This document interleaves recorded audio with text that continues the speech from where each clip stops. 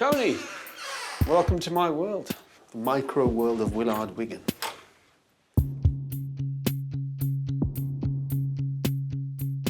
I'm the creator of the smallest artwork in history. The smallest sculptures the world has ever known. Smaller than a human blood cell. A motorbike inside a stubble of hair from my chin. And I'm going to tell you something even more frightening. I can go smaller than that. The Queen of England asked me to make a little crown for her on the head of a pin.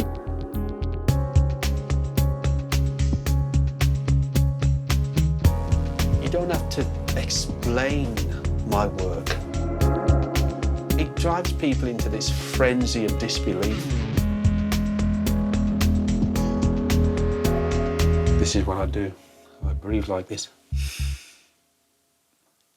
Where the skill comes in is where you have to control your heartbeat. Wait for the pulse to stop. It's one small step for man. Inside our world, there is another. For many years, I never told people what I did. An alternate reality in a different scale. There's history here, there's evolution here. A world with its own set of rules. Here at Borton, there is a miniature version of itself. An escape into another dimension. This is our miniature Hamburg. You know what we got? Toys R Us? Absolutely correct. Our miniatures are us.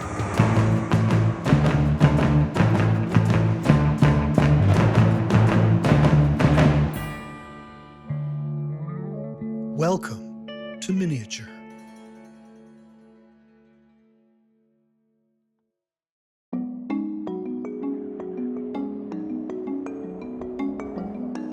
Once upon a time, in prehistoric Europe, a group of primitive humans are looking for shelter to escape the impending frost. They discover this cave and decide to move in.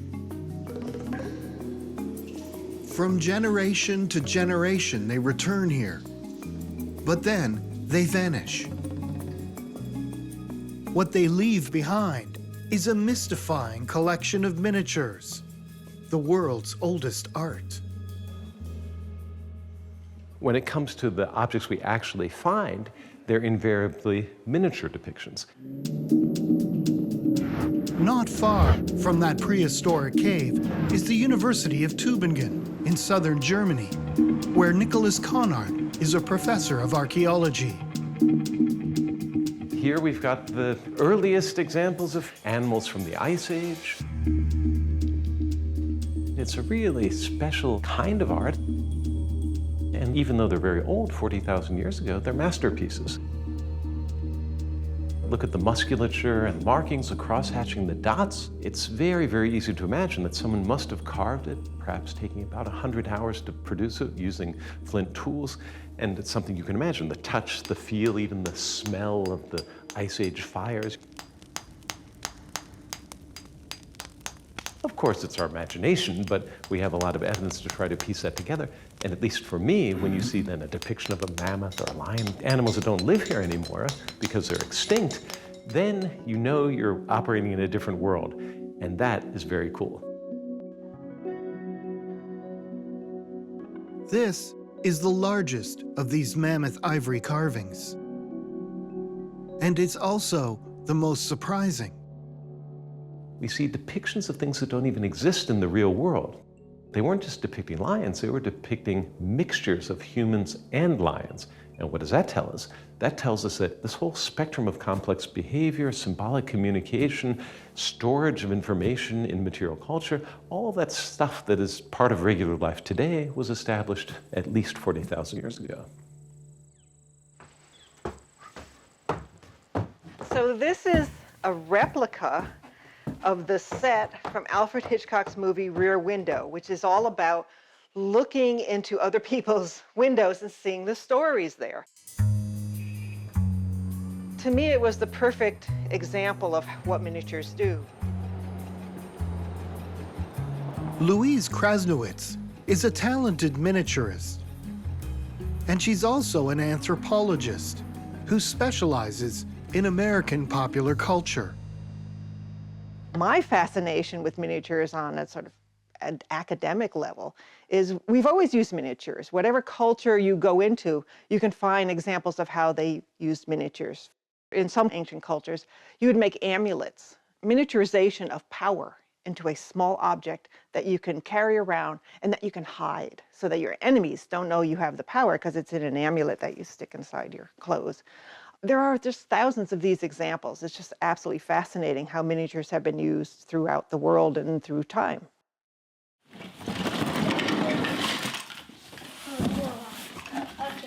From early childhood, we are surrounded by them. We should put the barbecue right in the chair here. We learn to negotiate the real world first in miniature.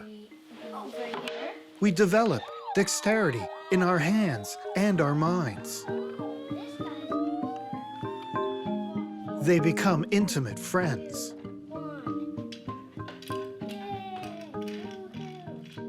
So children will talk to their dolls as if they were real. That as if is what's crucial. It's not the it is an as if. And that as if is magical. This magical as if has animated miniatures for thousands of years. When archaeologists dug into the tombs of ancient Egypt, they discovered a miniature world.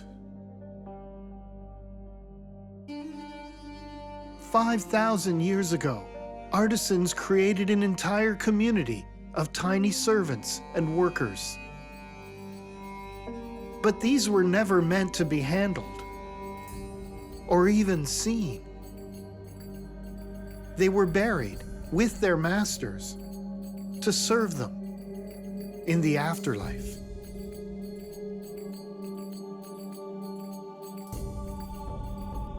Anthropologists call it animism. Once you give something a human form like this, in our mind, in our imagination, it comes to life.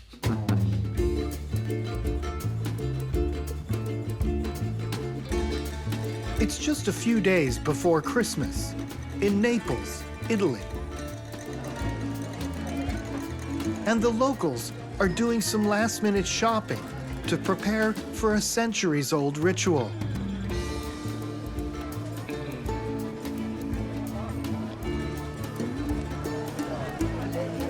This is a gigantic miniature market where Neapolitans come to get everything they need for their nativity scenes. In Naples, they're called presepe, and they become an art form after St. Francis of Assisi first recreated the birth of Jesus at Christmas in 1223. Qua siamo nel cuore di Napoli, al centro storico. I fratelli Capuano siamo Vincenzo e Luciano Capuano, io e mio fratello. Siamo nati proprio sul presepe e sul pastore, cioè praticamente noi da piccolini, già mio padre, mio nonno, poi il bisnonno. Noi come famiglia stiamo seguendo la stessa tradizione.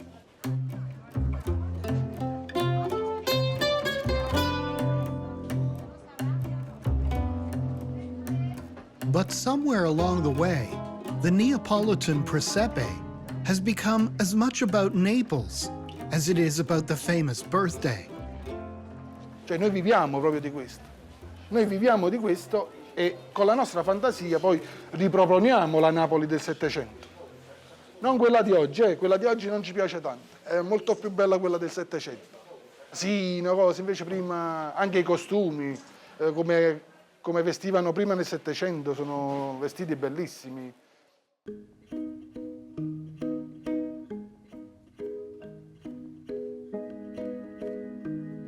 There are hundreds of artists like Luciano in Naples. And every Christmas, the very best form an exhibition dedicated to the presepe. Salvatore Sabatini is one of them. Questo è il tipico esempio di un presepe realizzato nel 1700, che poi anche questo è un altro simbolo particolare. In realtà identifica la vittoria della religione cristiana sul paganesimo.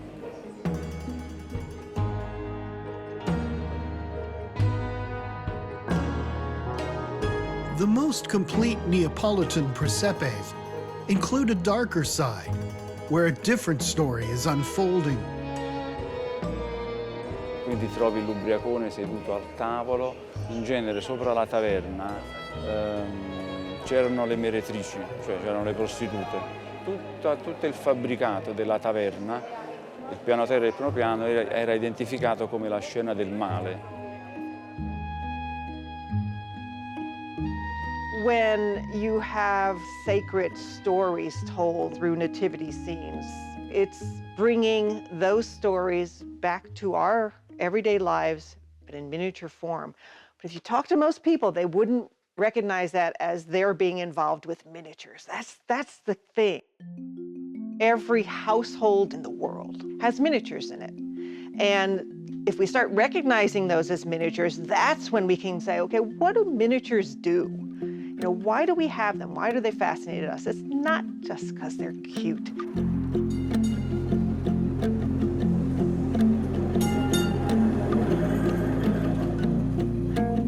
Like all artists, the miniaturist is always looking for inspiration.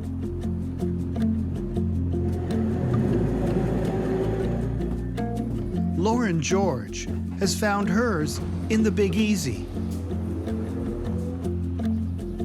When I walk around New Orleans early in the morning, I'm just continually amazed by the beauty, the mystery, and the wonder, the ivy and the Spanish moss. Yeah, it's an inspiring city.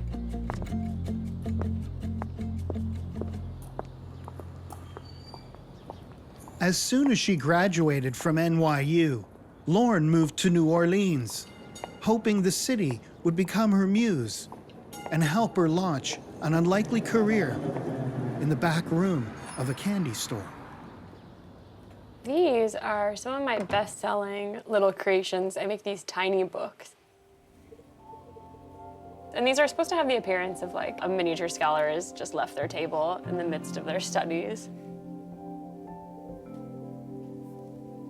When I was growing up, my grandpa made all of his girlfriends, all the ladies in his life, dollhouses. So my sister and I got a dollhouse, my mom got a dollhouse, and then, you know, we had to fill them up. So we kept busy making things when we were little for our dollhouses. When I got into graduate school, I needed some sort of gainful employment for my hands just to keep me from being idle and getting into trouble. So I started listing these things on Etsy, these little miniature accessories. You know, it's all about creating a piece that makes people look twice and also rewards further inspection. So this is a miniature cabinet of curiosity, and they're actually the modern precursor to both museums and dollhouses. Miniatures were often part of traditional cabinets of curiosity, where wealthy people would house treasures from their adventures, you know, things they had collected. It was a way of displaying your wealth and also showing the control and the power that you had over your world. This is just shrinking down the entire concept of cabinets of curiosity down into something that can fit into the palm of your hand. From the bottom to the top, we have a Fayum mummy portrait, so it's a combination of Roman and ancient Egyptian tradition. Bones from a rodent of unusual size, a couple of mysterious bottles, and then a little bird perched. An extinct bird, of course, you know, it has to be an extra rare species. Miniatures and dollhouses often through history have been ways of reinforcing outdated roles that women are supposed to be conforming to. But it's fun to take those expectations and subvert them a little bit, to create miniature dollhouse scenes that represent a more eccentric or liberated personality.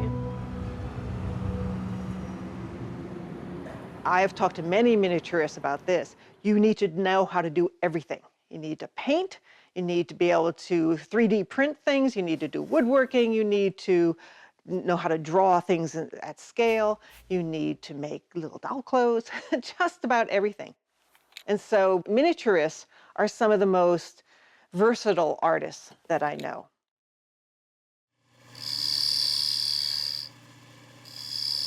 For many, many years, I really never told people what I did. It was too hard to explain. Nowadays, I basically just tell people I build really expensive dollhouse furniture. Craftsman Bill Robertson has developed the uncanny ability to reproduce priceless antiques. Often the case is that my miniature will sell for more than the original. That happens a lot.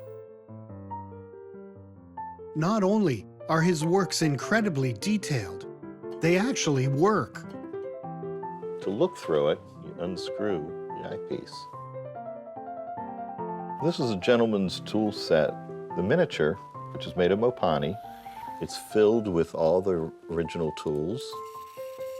The tools actually work, things like the plane cuts.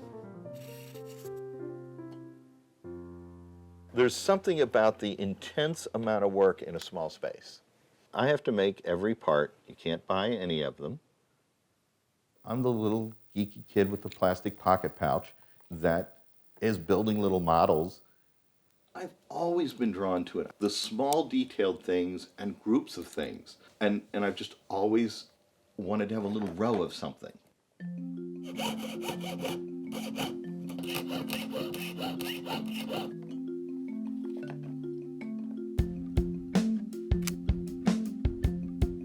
The neat thing is the sound. They just make a unique sound.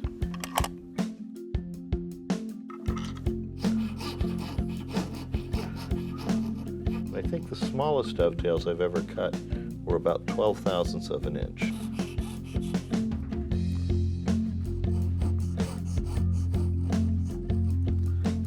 Now that fits the way it's supposed to fit, perfectly tight. I love to find the really cool thing I've never seen before. This is an architect's classroom from the turn of the century.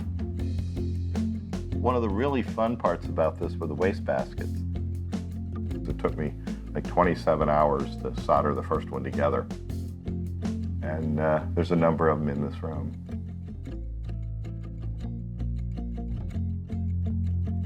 I came up here one day and there was an elderly man standing here looking at it. And when he realized I built the room, he said, I was in this room. I was trained here. But he couldn't have been. Because this room is a creation of my imagination and research. This room didn't exist.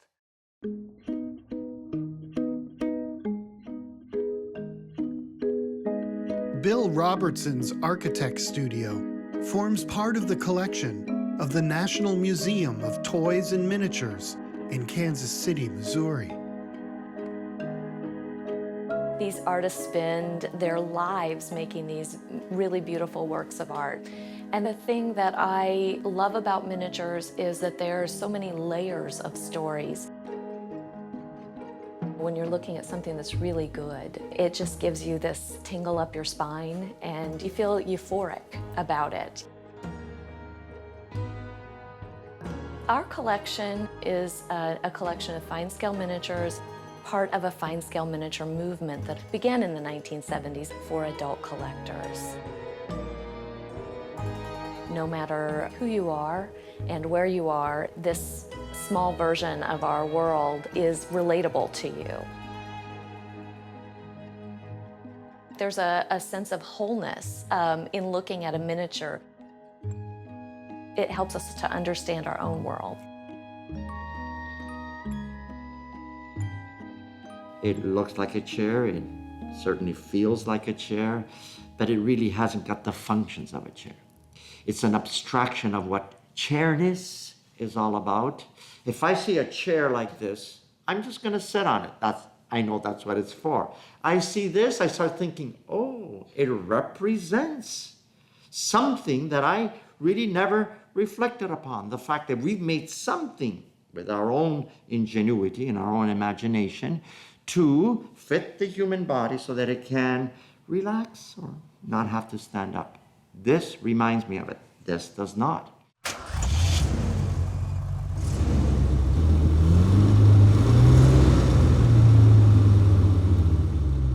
This is what started it. This is a hardtop convertible. These give me such happiness on so many levels. There's history here, there's evolution here. My name is Michael Paul Smith, and I'm a model maker and a miniaturist. I didn't have formal model making skills, but I had a 300-car die-cast car collection sitting on my shelf getting dusty, and it was like, these need context. So we're going to do a 1920s, early to mid-20s rural station. It's still kind of a mystery to me. Okay, there's the sun coming, that's good. That'll give us some shadows. One day I had a car on a table and the early morning sunlight lit it, and I said, oh, that's kind of a nice photo. And I had my little camera and took it, and I went, oh, natural sunlight. Oh, that might be good. So I went across the street and I had no idea what I was doing. And I took the pictures and ran home and downloaded them, and it was the moment. And I must have been yelping or shrieking because people say, are you all right? You know, and it's like, I did it. Michael Paul Smith was inspired, and what emerged was a miniature suburban paradise.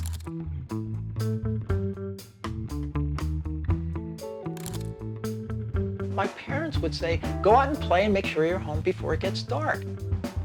We didn't lock our doors, the car keys were in the car. And that's what this is all about.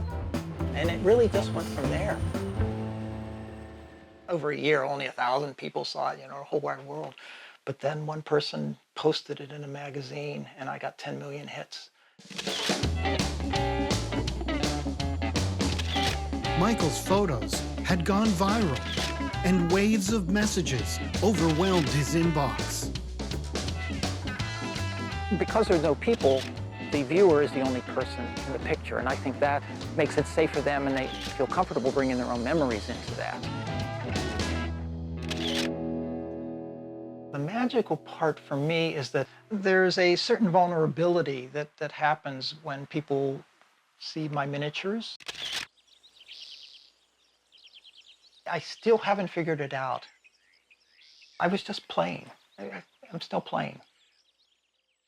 Miniatures are about building worlds that you invite other people to come in and visit. I really think of it as a form of storytelling. So what is the story that you're going to see if you come into my world? Hi, Tony. Come on in. Cheryl Teamer is a New Orleans lawyer and executive, and this is her dollhouse. I really just wanted to tell an interesting story about a part of history in New Orleans that most people don't know anything about.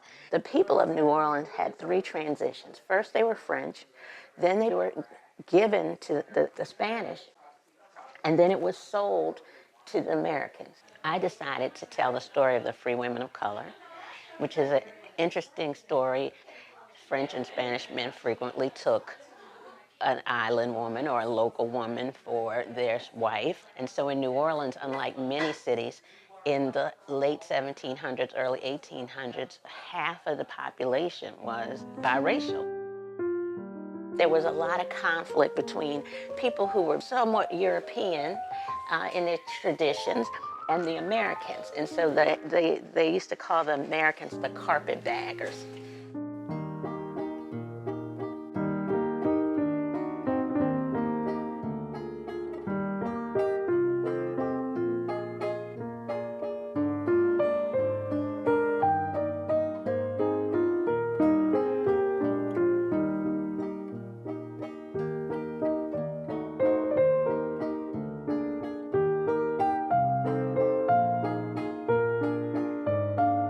Well, this is the story that matches the house. So it's the story of a family of free women of color who all live in New Orleans in the house.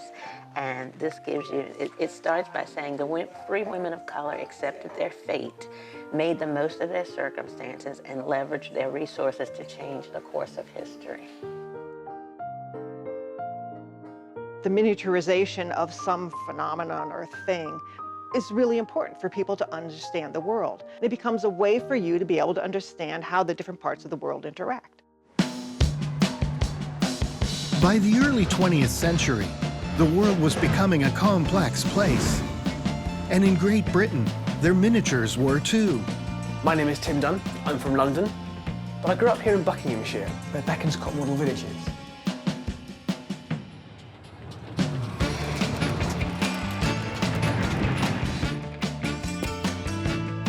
All across Britain, there are model villages just like this one.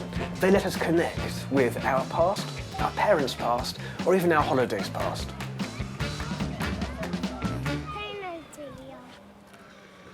I grew up very close to Bekonscot, just down the road. So from the age of about 3 or 4, I was being led down by my parents and with friends to look at the model trains and the model buildings and escaping this miniature wonderland of great big buildings to a 3 or 4-year-old. Back one, little one. And then when eventually it became sort of okay for me to work there, I ended up working there and playing trains. A young Tim soon discovered that Bekonscot Model Village is an important piece of British history. Back in 1929, Roland Callingham's obsession with model trains was taking over his house. Such was his obsession that his wife said, either the train set goes outside or you do. And he chose the train set. He commissioned what was then the most extraordinary model train set known to man. And at the same time, he's building a model village. This is the first time where you've got lots of bits of buildings and trains together. And they thought, let's open it up for charity, because he didn't need the money. He was independently wealthy. And a few people came to trickle in, and then a few more people came in, and then the palace hears about it. Princess Elizabeth, as she was back then, wants to come along. And they bring her on 3 successive years of her birthdays.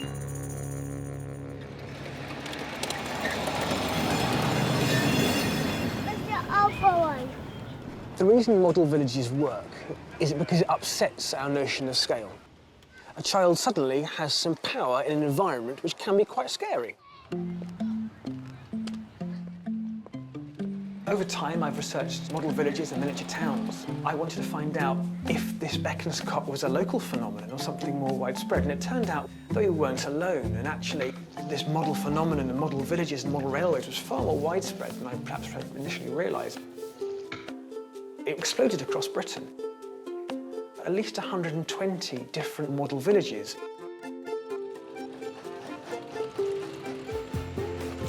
Bekonscot was one of the very first. It really is the grandfather of the model village movement.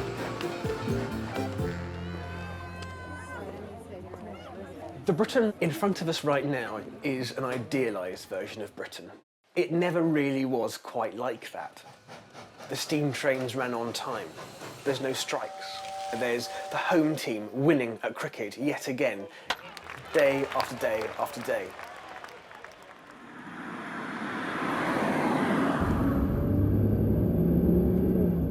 I think the model villages are part of British culture, and each one interprets Britain in its own special way.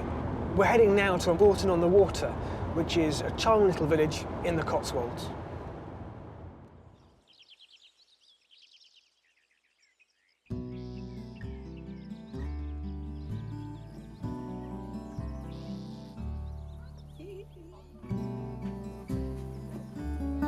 The model village in Bourton-on-the-Water was opened in 1937 to celebrate the coronation of King George and to promote the local pub in whose backyard it was built. It started off as being an idea of having a miniature Swiss garden, some alpine sort of plants and some mountains. But as they put the river through the middle of the back garden, they realised the river actually paid resemblance to the river in the town itself. So quite quickly, they stopped building this alpine garden and instead started again of the model, but building a model of what the stuff that's really out there in the town. Craftsmen and surveyors went out about the town, taking photographs and detailed measurements of every single part of this town. And what you see is a result of that remarkable, remarkable exercise in town miniaturization. What I love is that each of these models is actually built in the local stone.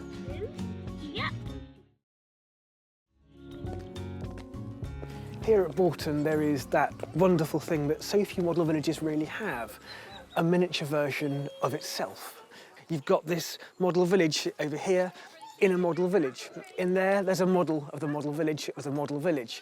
And in that, I think there might be a model village. I'm not quite sure. I'm a bit too scared to go and have a little look too closely. I might damage it. Oh dear, a model village. Another model village. Like every fad, the model village peaked and then became corny and passé.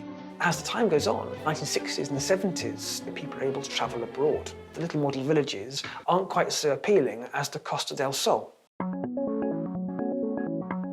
Year after year, the number of model villages slowly dwindles. But back in central London, in the shadow of England's 21st century skyscrapers, there's an artist who's reinventing the model village as modern art. I used to like going to model villages. I think I went to Bolton-on-the-Water, various ones, I can't remember where they were, but I used to like going to them. Jimmy Cotty is setting up his model village underneath a rumbling railway line near Waterloo Station. He believes this better reflects modern Britain. I didn't really like the way that the model villages were made. Some weird idea of what England is like. I don't really go along with that view. So maybe I'm trying to just improve on that a little bit.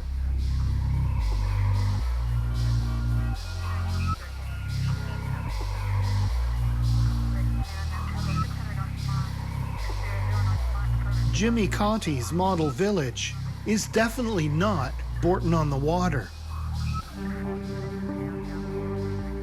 This village is sort of about what happens when the police take over completely. Jimmy is an award-winning music producer, film director, and artist. And he's returned to miniature after the success of his last series, Riot in a Jam Jar. I like to show people behaving badly, really, in my world. I mean, these were inspired by some recent rioting and looting that happened in London. It's interesting watching that on TV and then coming back and making a model of that, and with the police just kind of standing around not knowing really what to do. They're not moving, so I wanted to set up a situation where everybody's standing still. It's like a 2-second loop in time, this.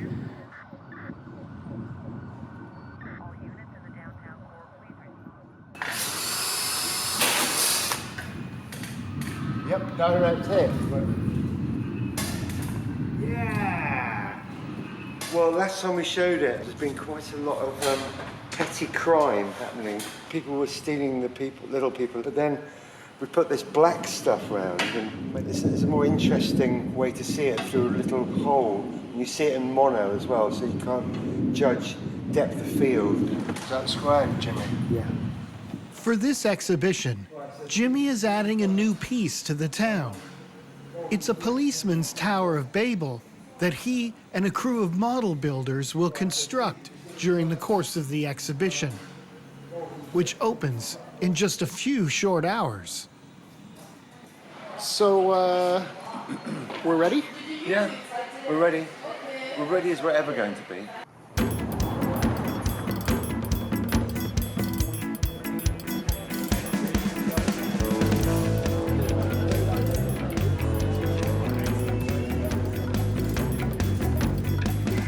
don't know whether model villages are even art, but it's interesting to see people really engage with something.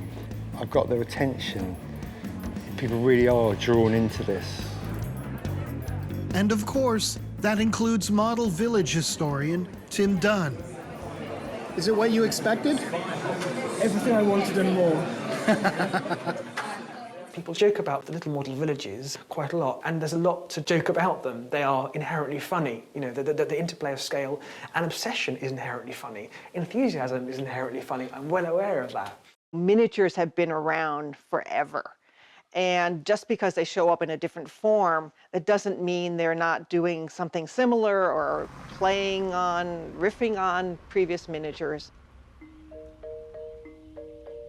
This is Matera, Italy. A 7,000-year-old city carved out of the soft stone by generation after generation of artisans. They called it the Sassi of Matera.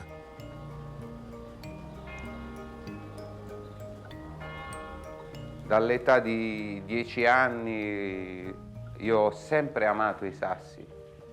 Sì, già da piccolino giravo per i sassi, ho abitato nei sassi.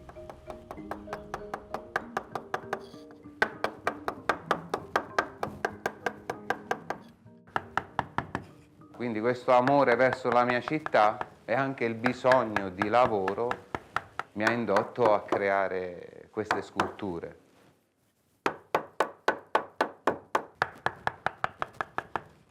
In Italia e nel mondo ci sono molti cattolici che fanno il presepe. Le nostre miniature, come Matera, è un piccolo presepe.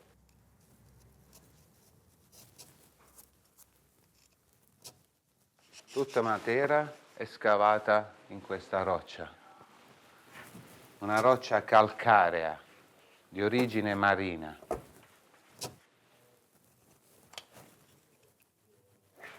E questa è proprio l'arte del togliere e non del costruire, come hanno fatto i nostri antenati quando hanno scavato questa bellissima città.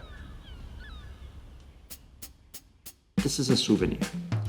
We like to bring back the experience and put it on our mantelpiece. You know, objects like this make us remember the experience, the lived experience of having been to see the Tower of Pisa, and the first thing we do is, I want to take something like that back with me so that I will remember it. We really fear that memory is evanescent, and that the only way to reconstruct our world of memory is to have mementos. And they have as much meaning invested in them as the larger structures.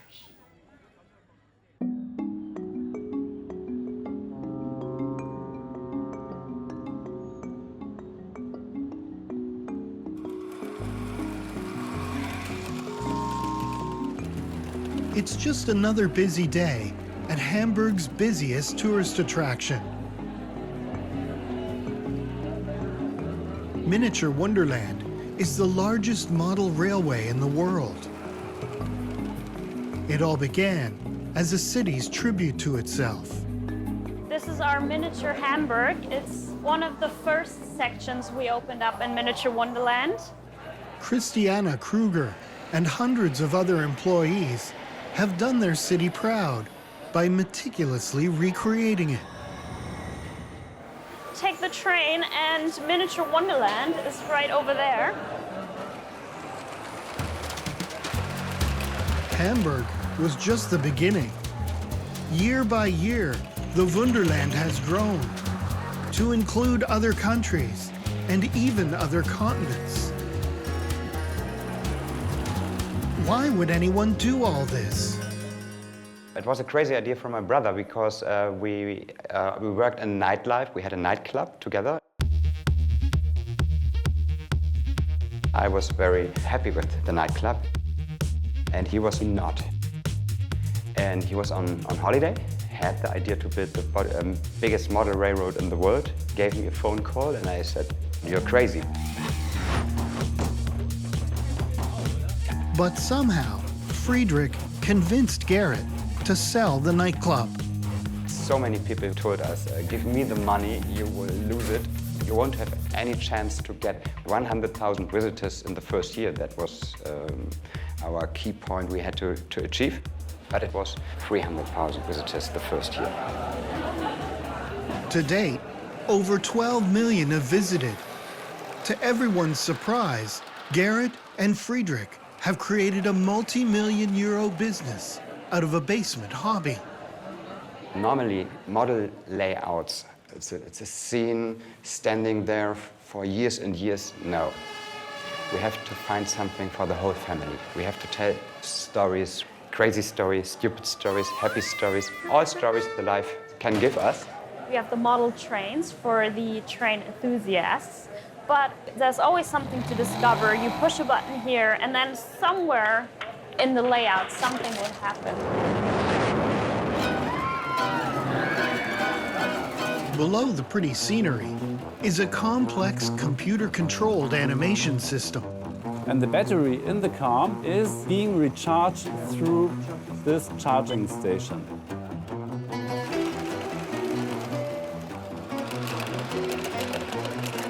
We were not sure if it would be possible to achieve because 12 hours a day, 365 days a year, and the cars and the trains and the planes are running the whole day. We have to find the solution that it works every time. We don't want to have only accidents.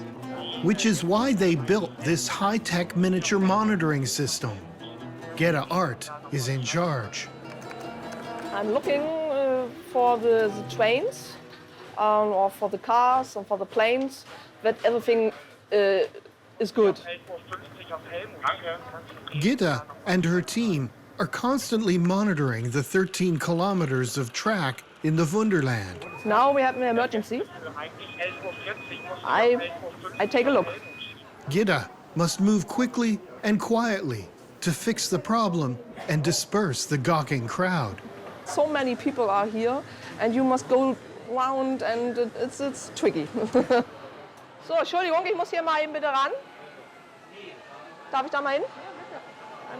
This train is not the right way for him, and but it's no big problem. So. Ja, okay, alles gut. Also, dass das Flugzeug immer noch wackelt beim Landen. Meanwhile, Gerrit is checking up on the Wonderland's latest expansion.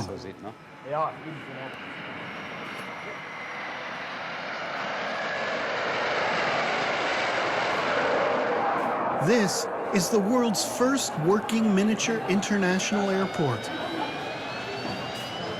And it's Gerrit's labor of love. When I look back at creating this airport, when somebody could have shown me these images I now see at these days, I will. Not only was it a monumental building task, but Gerrit and his team had to invent the technology to animate it. We were crazy and we thought, yes, we can do it like in the real world. Then we contacted the real airport in Hamburg, and we had to learn how an airport is working. It didn't take them long to discover the complexity and scale of the project ahead of them. We thought it needs 2 years to build it, but in the beginning, 2 or 3 months later, we knew maybe 4 years. And I started to create the computer programs. And the other guys started to find technical solutions, and all together, it took 5 years. We had so many challenges to solve. The biggest being how to give the illusion of miniature aircraft taking off and landing. It took them years to perfect it. I remember the first flight, and the whole team was standing in front of this naked machine, and a model flew over the layout. And what's Gänsehaut? Wie? Goosebumps.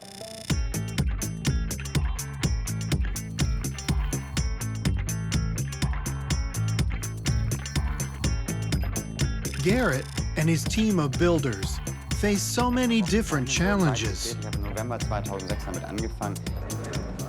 Durch ein kleines Malheur ist ja die Steuerelektronik leider von dem Flugzeug gerade vernichtet. Deswegen muss ich ihn mit der Hand He schieben. posted them on YouTube and discovered a huge audience riveted by their trials and tribulations. People all over the world are curious to watch us working. That's amazing. But the whole work and the challenges are starting now because we want to have these models behaving like in the real world. So we have to arrange all the behaviors of the models, and they have to work.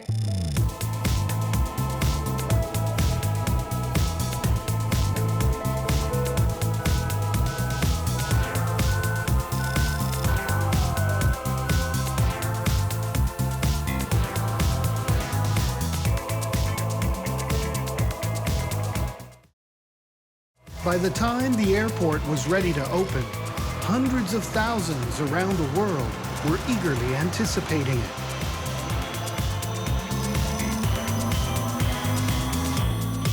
Das ist die schlimmste Zeit. Jetzt ist alles fertig, es muss auch alles fertig sein. Ändern kann man jetzt sowieso nichts mehr.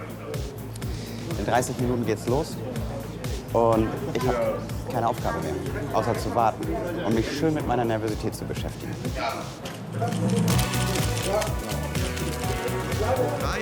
Der Flughafen ist hiermit eröffnet. And with the flip of a switch, another first for the Braun brothers and their ever-expanding miniature Wonderland.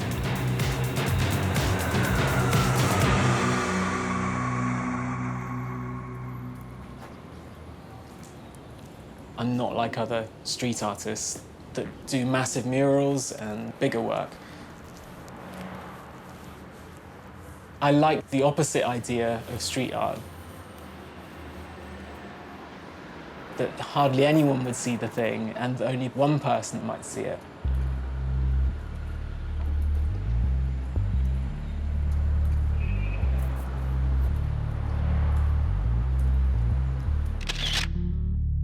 Miniatures in general are inherently cute, and people respond to them in that way.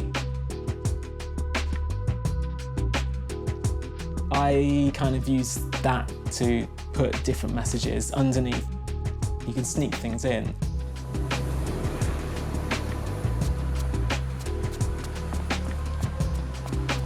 He goes by the moniker Slinkachoo. But finding his miniature art in the streets of London is nearly impossible. I didn't really think people would have such an empathetic response to them. And it's like, oh, look at that cute, tiny little character. They're about to be just crushed on the streets, you know? It does open up that world of possibilities that actually, yeah, they are really small and there's so much you can comment on about how we feel. I can be quite an anxious person, and I find it quite therapeutic to work very small. I like to imagine that people will find the work and they'll just be surprised and intrigued at finding miniature figures under their feet. Miniaturization itself is a kind of a code. This is a form of tactile communication. They can be exported across time, across space. So that's what we're doing here. We're compressing information. But what happens still is magical to us. In the 11th arrondissement in Paris, Maïssa Toulet is out hunting for some miniature inspiration. When I go to a shop or a market, I don't know what I'm looking for. My unconscious is talking to me through the objects, you know? I like this for real. If I find something that interests me, I take it because I might use it years later. Sometimes I'm looking for a miniature because of its shape, because I know how I could transform it. And when I find a toy or a sculpture, I'm just thinking of how I might use it to do what I want.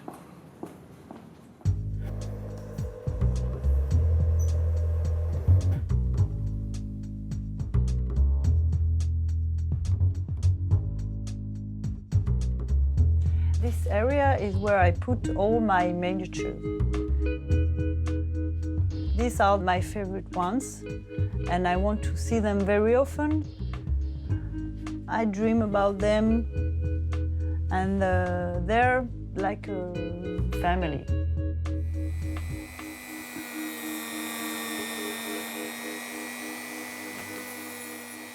For me, the miniatures are like colors for a painter.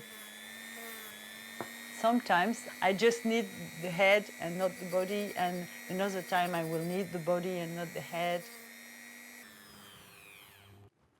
It multiplies the possibilities.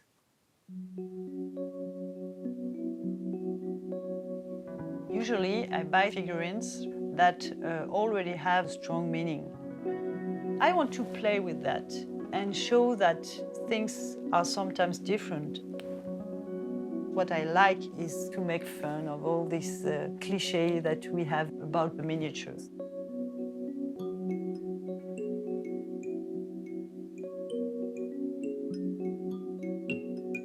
What I do is link two objects together because they have something in common, and then you will find a link also with the meaning.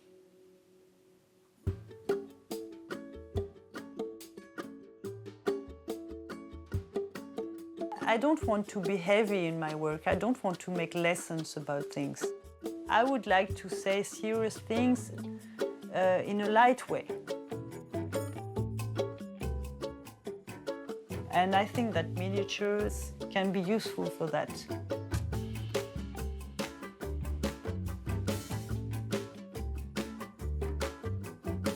I know that what I do is not considered as serious art, but I wanted to find, I think, a language of my own. It's the only part of my life where I master everything.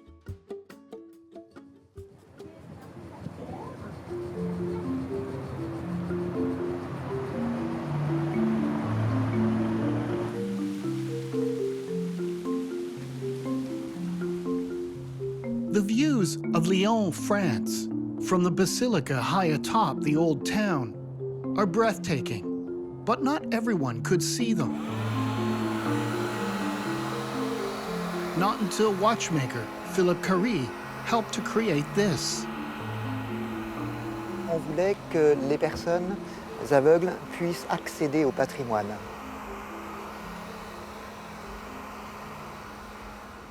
On voulait aussi mettre l'art urbain, une maquette comme ça, une sculpture sur l'espace public qui soit accessible à aux handicapés, quelles que soient leurs différences. C'est de l'eau avec des ponts, là, il y a un pont. Et dans la mesure où, lorsqu'elles sont autour de la maquette, il y a un travail de sensibilisation par les autres personnes du fait qu'une personne aveugle peut elle aussi voir quelque chose. Voilà, c'est intéressant. Alors j'ai découvert quelque chose d'extraordinaire quand j'ai découvert ce plan pour la première fois. Je suis Christian Cordier.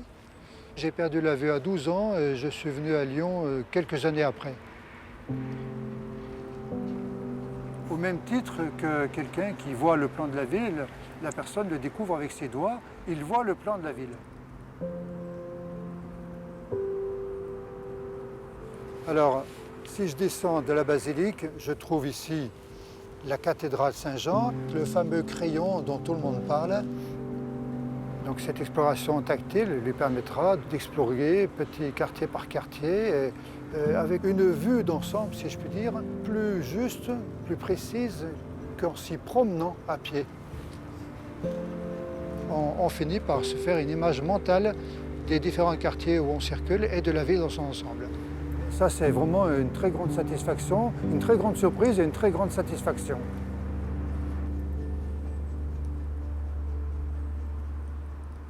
Je connais Dan Holman depuis 25 ans et j'ai été le voir parce que je savais que c'était peut-être en France la seule personne qui pouvait représenter toute une ville en miniature.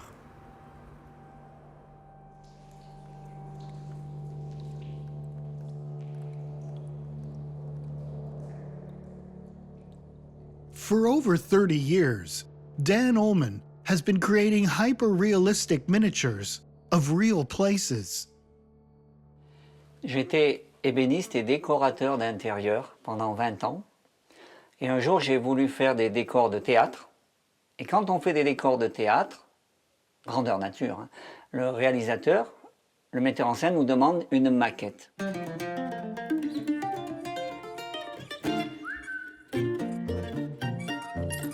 Et là, j'ai découvert la puissance du volume.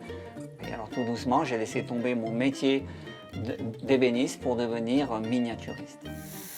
Every year, Dan's urge to miniaturize manifests itself in another astonishing work.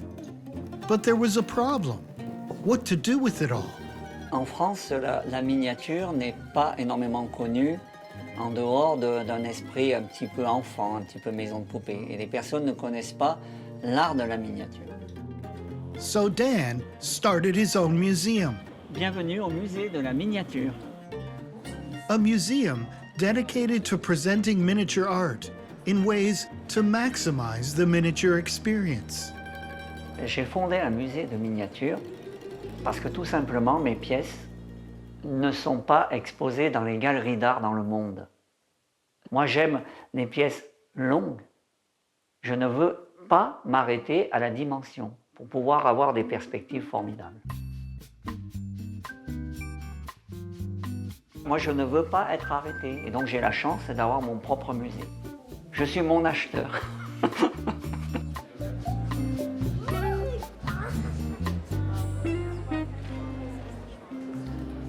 Et là, la personne qui me dit, mais j'ai rêvé, alors je le vois parce qu'elle peut rester, mais 10 minutes devant la même scène comme ça, avec les mains contre la vitre à regarder. Voilà, c'est une zone où il y a 20 ans de miniature, de mon travail personnel.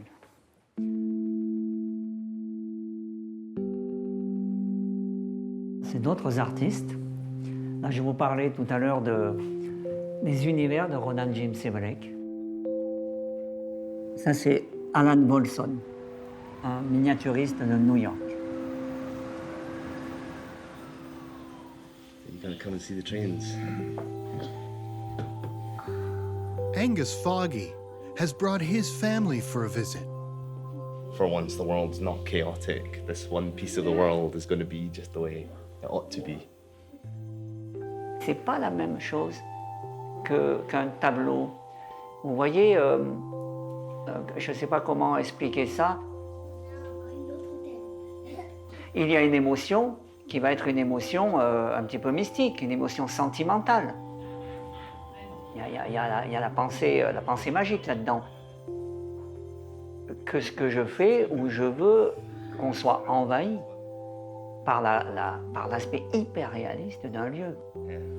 This one is aged, so that then the chaos of the real world has been represented in this controlled world. The random nature raging is perfectly reproduced. Vous voyez une pièce comme celle-là, c'est un lieu abandonné. Et ces lieux abandonnés où il n'y a eu aucune envie d'art dedans, aucun esprit artistique dedans. Mais c'est souvent même la rigueur, le côté underground, le côté abandonné, avec les teintes anciennes, avec les lumières qui passent comme ça fragilement, et bien, qui donnent déjà un aspect artistique involontaire. Ça, je suis très ému par l'aspect artistique involontaire que donne le temps.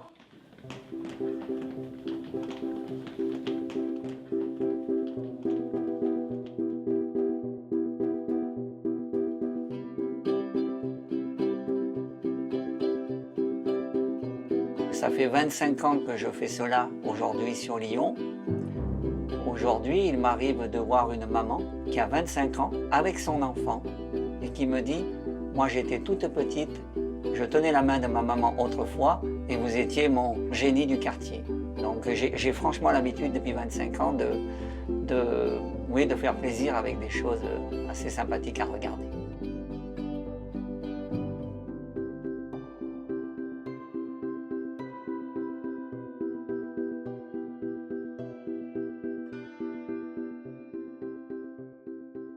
Anything that's scaled has a power to almost instantly connect you to something that's happening there. It's why architects make models of their buildings.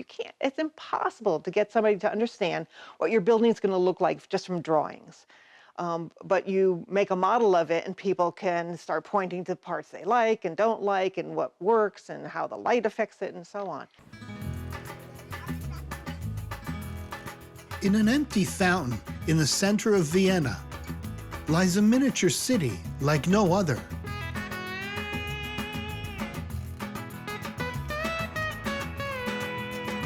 This massive model of a 21st century sustainable city is actually a protest miniature.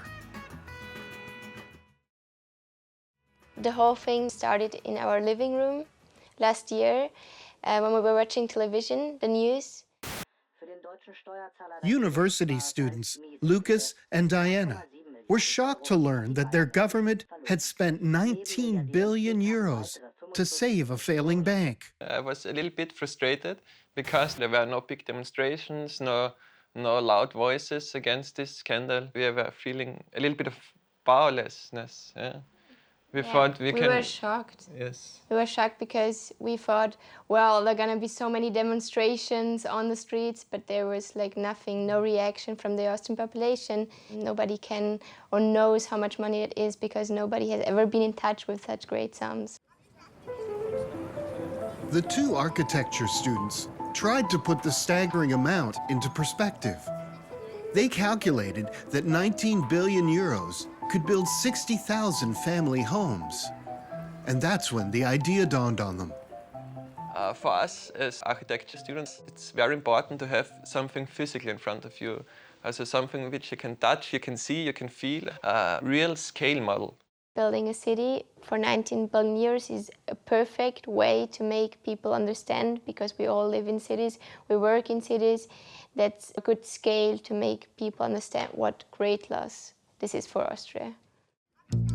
They had their mission, to build a miniature city here in the famous Karlsplatz that will inspire the people to rise up and protest against the government's bank bailout. But first, they had to recruit their team. I started with my friends. I had a lot of friends that are studying architecture. And some of them said, yeah, cool idea, but I have no time. And the other one said, yeah, cool, I'm in, yeah.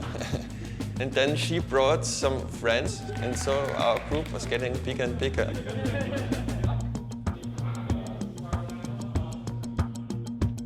It was very hard in the beginning to imagine what a city could look like for 100,000 people. The first process is to split up this amount of money in different sectors: housing, like infrastructure, working places, green areas.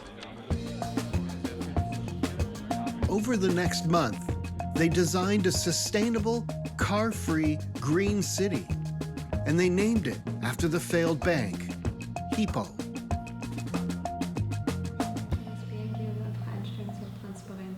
We didn't have any model yet. We just had the 3D model. We put them online and got so many messages, telephone calls from different people, complete strangers. Immediately I wanted to be part of it because I thought it's genius. For Barbara Law, even though it was a miniature city, it was full of real-scale possibilities. I studied civil engineering. We worked with all kinds of different people, architects and landscape planners. I learned how to work in a big team, and it was really interesting to get this diversity. The project is super complicated, 3,300 different pieces with 150 different sizes, and the whole model has more than 70 tons.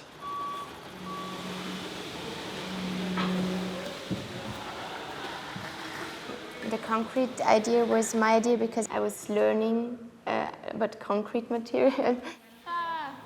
And I thought, well, this idea is very profound or very heavy, and also the concrete is very heavy.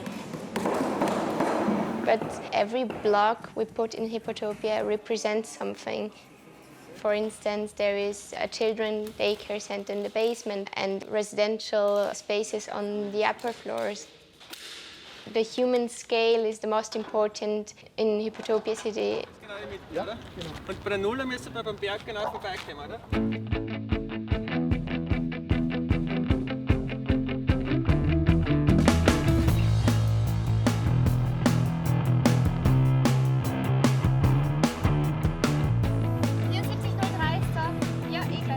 When you see hundreds of concrete blocks, you wouldn't say it would be a city. But when we transported them and started to put each block on its position, we started to realize it's a city.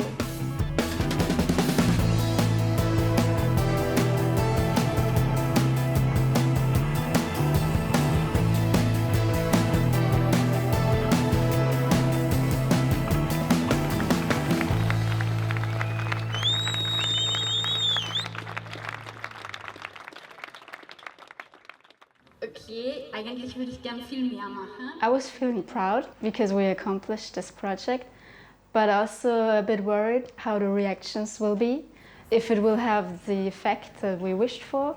So I was also kind of anxious.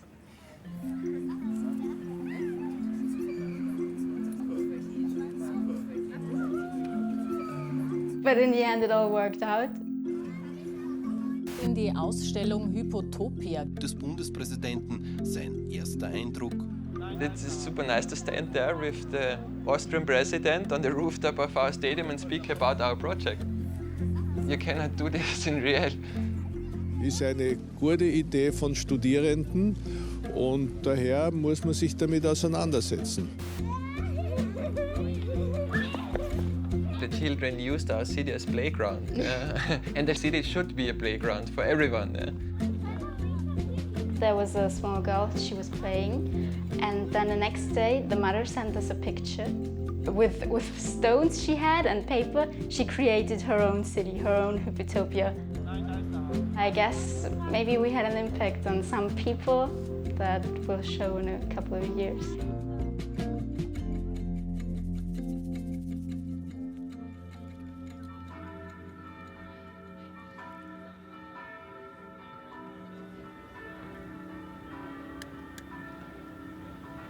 We decided to organize a funeral for our city, to invite all the people to Karlsplatz, to bring some candles.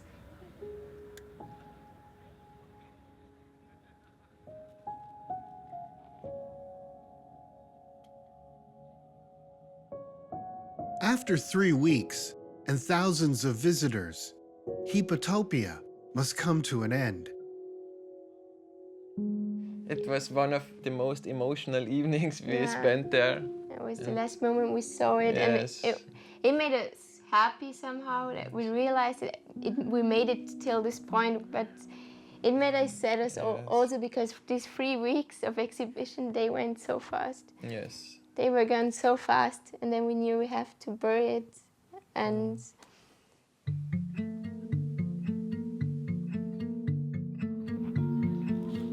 Their miniature city had captured the imagination of Vienna and the hearts of those who built it. But what about the protest they'd hoped to inspire with their miniature city?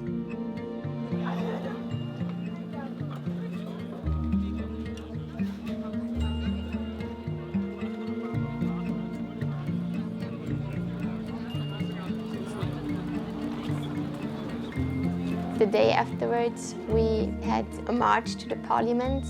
We invited as many people as possible to join us, to take and carry some concrete blocks to the parliament.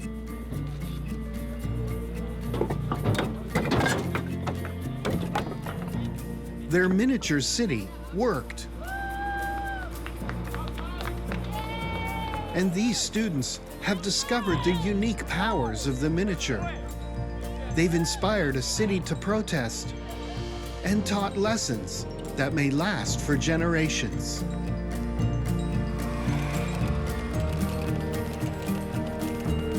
They may be small and seem unimportant, but their impact is profound. The innate joy of seeing something small that you can actually walk around and interacting with it, that's something you can't do with a helmet over your head, sort of giving you a 3D view. There is this need to miniaturize our world. The miniature is a way that we work things out as human beings. Miniatures are not simply toys. They are the world's oldest art and an intimate part of the human experience.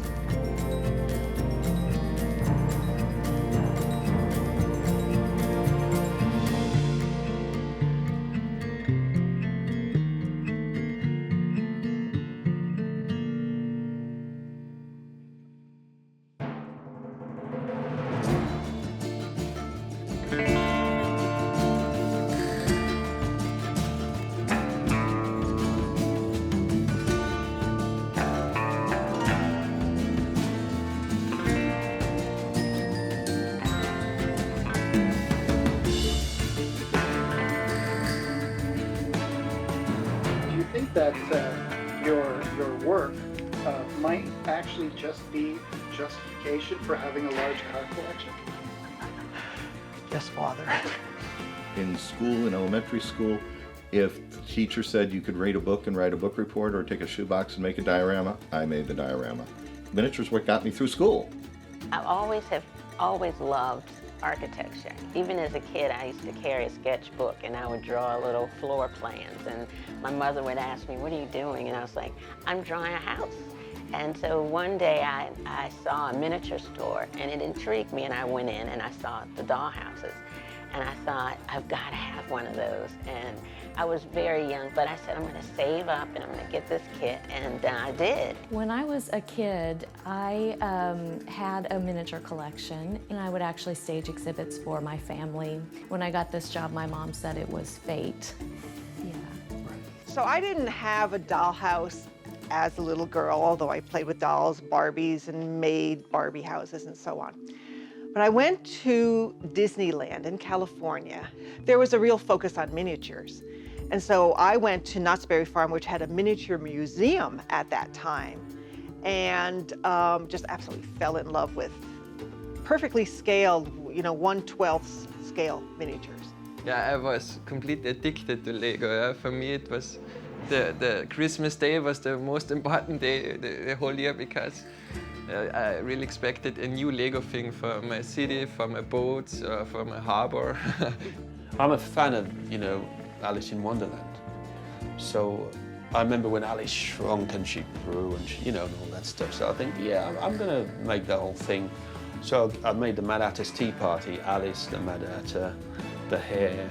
So I'm lifting Alice to put her on to sit down in the table.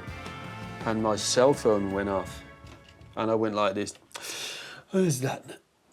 And I inhaled Alice. I had one friend, a boy, who had G.I. Joe dolls.